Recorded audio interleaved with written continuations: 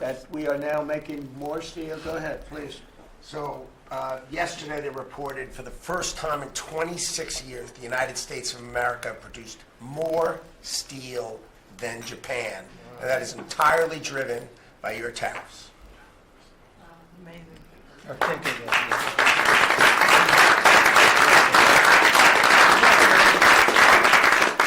He obviously said that much better than I did, because I got no applause that I'm giving you home run after home run. He says one thing and everybody else. I should have saved that one for myself. No, but think of it. First time, they read almost 30 years, but I guess it's 26, 27 years, that we are now producing more steel than Japan. Japan being a big steel producer. Japan and other countries really took our steel production away from us. Now, if you think of this, 3-4 years ago, the steel companies were all closing up. We worked a fantastic deal with U.S. Steel. We saved U.S. Steel. And now it's all coming about. But and that's just the beginning. There are a lot of steel plants right now being built. So that's an amazing number. Nobody would have believed that. If you would have said that 3, 4, 5 years ago, people would have said, yeah, it's not a true fact. But so it has to be true, because otherwise you question me on everything. I have to be extremely accurate. I don't exaggerate it. I don't want to exaggerate, because you will call me. You don't call other people, but you would call me under my most favored nation spot, which I think is the most important thing, Bobby, of all what we've done, because we're bringing drug prices down by 80, 90%, depending on the way. You could say 5, 6, 7, 800%. Depends on the way you want to calculate it, right? But let's go the old-fashioned way. But drug prices for prescription drugs will be down 80, 90%, 75%, 68%. They've only gone up for years and years and years. They've only gone up, and now we're going to have essentially the most favored nation. We're going to have the most favored price in the whole world. Whatever the lowest price in the world is, that's what we're going to pay. And I don't want to go into a big deal, but nobody else could have gotten this but this administration. I'm being very nice when I say that. The cost of prescription drugs is coming down by a number that was never even thought of. This will have a huge impact on healthcare, by the way, because obviously drugs are a big part of healthcare, and it will help repair some of the Unaffordable Care Act's damage that they've done, because the Unaffordable Care Act, which is Obamacare, it's unaffordable.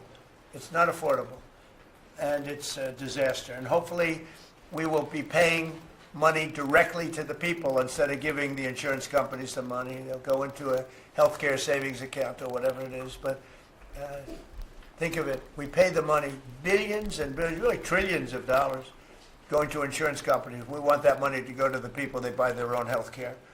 And it's so popular. The problem we have is the Democrats are owned by the insurance companies. They're literally owned lock, stock, and barrel by the insurance companies, and they hate it.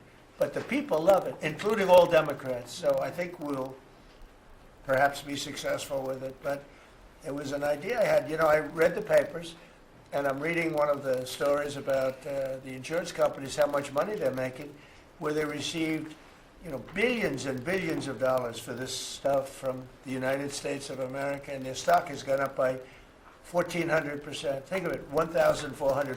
One went up 1,700%. Numbers went up. If you go up 1,000%, you're doing bad in that business, right? And it's all because of the money. Not all, but mostly because of the money the United States pays the insurance companies. They say, this is big stuff. And I asked somebody, why don't we just pay the people directly? And they said, that's a good idea. It's funny, it's a very complicated business, but actually it's not so complicated. And I went to Bobby and I went to Dr. Oz. I said, can I talk to you guys about this? Is this the kind of money the insurance companies get? Yes. Why don't we pay the people directly? And the primary answer was that the Democrats will never go along with it. But the people go along with it, because I put it out, it went viral. It went viral. Susie, I went all over the place. It became the biggest story. I just said it.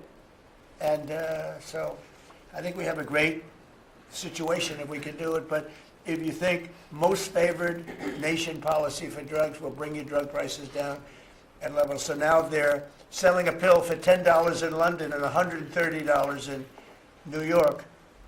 The London price will go up to $20, and we'll go down to $20. So we'll go from 130 down to 20. And by the way, tariffs did it again because the drug company said, we'll do it begrudgingly, but they were okay. But we'll do it, but no nation's going to approve it because even if you raise the price by, like on a pill, $10 to $20, you're doubling the price of their prescription drugs. I said, no, they'll do it. And when I got them on the phone, I said, if you don't do it, we're going to charge you very substantial tariffs, more money than that's going to cost you. And they said, we'll do it. And before, I don't know that any other president even tried to do it. We can't find it. But if they did try, they wouldn't have gotten through the companies. They wouldn't have gotten through the company, and then they wouldn't have gotten through the country. I spoke with Macron. He was the first one. He was not at that time wearing sunglasses. And he says, no, Donald, I will not do this. I will not. I won't even consider, you're asking me to double the price. I said, you have no choice. You have to do it because you guys have been ripping us off. In other words, the whole world, we've been subsidizing the whole world on drug costs. That's why they were $10 and we'd be at 130. As an example, there were many examples. I could give you examples even worse. He said, no, I will not do that. And I said, yes, you will. 100% you'll do it. He said, no, I won't do that, Donald. You're asking me to double the cost of our prescription. We will not do that. I said, look, you've been ripping us off now for decades. We're not going to do it anymore. You can do it under Biden and Obama and other people. You're not going to do it under us. We won't do it. I said, well, if you don't do it, I'm going to charge you a 25% tariff on all of your wine, champagne, and everything else you sell into the United States. He said, like I said, I will do it. And that was the end of the conversation, right? That was the end of the conversation. So now we have favored nations that everybody said would be impossible to get. And I then had the same conversation with 15 other countries. Every one of them agreed. After a short conference, they all said no. And then within a matter of seconds, they said, we would be very happy to do that. Thank you for asking in such a nice way. And it's a great achievement. I think it's going to be one of the best achievements we've had in this country in a long time. So we're going to be knocking drug prices down at levels never seen before. I want to thank the drug companies because once they agreed, they really did. They felt it was very unfair. One of them told me it's actually a relief to agree because this has been just a rough thing for me, to justify. Because they couldn't justify it. I said, how come in London I can buy something for $10 and in New York I have to pay $130? And they go, well, it's research and development. I said, yeah, but you have research and development from them. Made in the same factory, made in everything. This is where my friend, who's very successful, I told you, a seriously overweight person, he takes the fat pill or the fat shot. And he was in London and he said, costs $87 there, costs $1,300 in New York. What's going on? He called me up. And, I knew that, but he put it in a very blunt way. I've known him a long time. He's a crude individual, but smart as hell, made a lot of money. But he just thought it was sort of ridiculous. He happened to be in London, and he got the shot, Ozempic, I think, or one of them. And I told him it wasn't working. For him, it didn't work. But he brought up a good point. It didn't work. I told him, he knows who I'm talking about. He's going crazy. He begs me not to mention. He's not talking about me, ladies and gentlemen. It's not our great vice president. No, but he begs me not to mention his name because he's become very famous without mentioning his name. And he is actually a very well-known business person. But he did make a point. But I knew the point very well. We were always paying far more than any other nation. We were subsidizing the world. Right now, there's no more of that. So we're going to be bringing the drug prices down at numbers never seen before. It's going to have a huge impact, positive impact on healthcare. So with that, we are going to ask a couple of people to say a few words. And we're not going to go through the whole table because the last time we had a press conference, it lasted for 3 hours. And some people said he closed his eyes.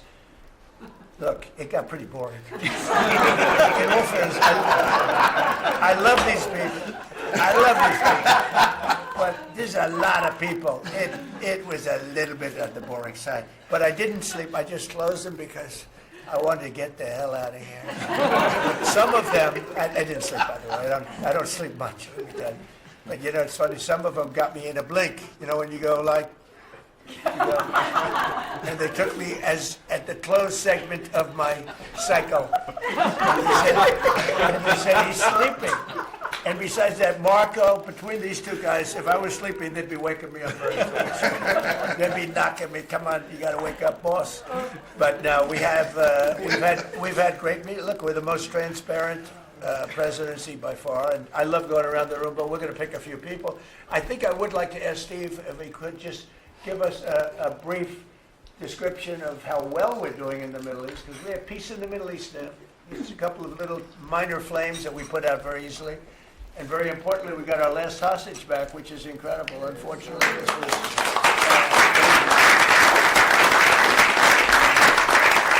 something that nobody said could be done. And I will tell you, Hamas was a big factor in getting all of the hostages back. We were not happy with them, and they had to bring them back. And they found the dead hostages, the bodies of hostages were. And those parents wanted their sons back, I think in all cases sons. But they wanted their sons and their family. They wanted their sons back as much as the people that had living hostages that we got them back to. So we got the 20, but remember, we got hundreds back previous to that. But I always said getting those last 20 back is going to be very tough. And we got them back, and we got all of the bodies back also, which to those parents was just as important as getting back the son that was living. Steve, could you give us a little description, please? Well, your policy of peace through strength, that's what delivered them home. Without that pressure, it never happens. We are in the second phase now. We've stood up for the first time, Mr. President, on your behalf, a technocratic, all Arab government.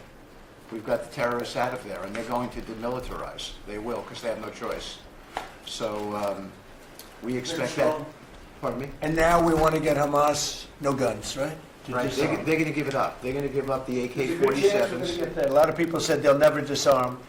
Looks like they're going to disarm. And they did help us with those bodies, getting them back. Look, And that you know. family is so grateful to you. They called, I Yeah. spoke to them, Jared spoke to them. You know, it's an amazing story. He broke his shoulder, but he went out there because he didn't want his friends to fight alone. He would be alive today but for that. He had no reason to go out with a broken shoulder, and he went out and fought them courageously And and died. that's right. This is a great story, and the parents are great. They were the only ones who didn't, you know, they came back pretty rapidly, actually, considering we had got some back initially with the initial group. After that, we had to get a lot. That's a tough job. That's a nasty job, too. Who would want that one? That's a nasty job. And between Israel and Hamas working together, if you can believe it, they got them back. And we got the last one back yesterday, and the parents are so happy. It's amazing, actually, how... We sent a message to the parents on your behalf, as you suggested, and they are